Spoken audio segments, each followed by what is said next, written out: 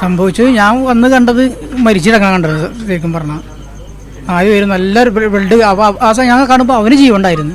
അവൻ കാല് പിടിച്ച് വലിക്കണ്ടായി, അമ്മായിച്ചൻ്റെ കാലും പിടിക്കണ്ടായി. ഇങ്ങനെ ബ്ലഡ് ഒഴി കിടക്കായിരുന്നു. രണ്ട് കുഞ്ഞുങ്ങൾ വീട്ടിലുണ്ടായിരുന്നു. വന്നിട്ട് രണ്ട് പെൺകുട്ടികളാണ് ആ വീട്ടിലൊന്ന് പിടിച്ചു കൊടുത്തിട്ടുണ്ടായി. ഇവിടെ വീട്ടിൽ കൊടുത്തിട്ട് പ്രതി അവിടെ തന്നെ ബൈക്ക് എടുത്തിട്ട് പോലീസിനെ പോയി കിടങ്ങിയെന്നാണ് ഇപ്പോൾ പറഞ്ഞേക്കണത്. ഭയങ്കര പ്രശ്നക്കാരനവൻ.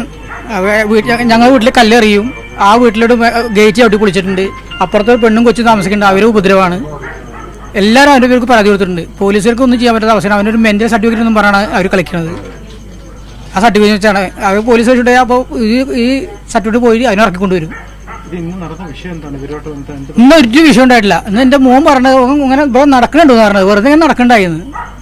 അപ്പം ഒരു സാധാരണ പോലെ മറ്റേ സാധാരണ ഇവനെ കണ്ട എന്തെങ്കിലും പറഞ്ഞത്, എന്നാൽ അവനെ കണ്ടൊന്നും പറഞ്ഞിട്ടില്ല. അറിഞ്ഞ് ഞങ്ങളോടും വൈരാഗ്യ അവന്. പക്ഷെ ഞങ്ങളോട് ഇത്രയല്ല. പക്ഷെ അവന് നല്ല സന്തോഷവും സുഖമായിട്ട് ജീവിക്കുന്നുണ്ട്. അവന് പറ്റാണ്ടാണ് അവൻ ചെയ്തതാണത്.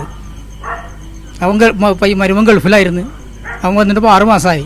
ഇപ്പോൾ ഒരു കാലുകൊണ്ട് പോയാന്ന് പറഞ്ഞ് പോകാണ്ടിരിക്കുകയായിരുന്നു. അവന് ടെസ്റ്റ് നടന്നിട്ട് പറ്റിയിട്ടില്ല. അപ്പോൾ കിടക്കെന്ന് പറഞ്ഞിട്ട് കാലുവേദനയായിട്ട് ഇരിക്കുന്നു. അപ്പോഴാണ് ഇവനെ ചെന്ന് ആക്രമണം ഉണ്ടായിരുന്നത്. 6 മണിയായിട്ടുണ്ടാവും.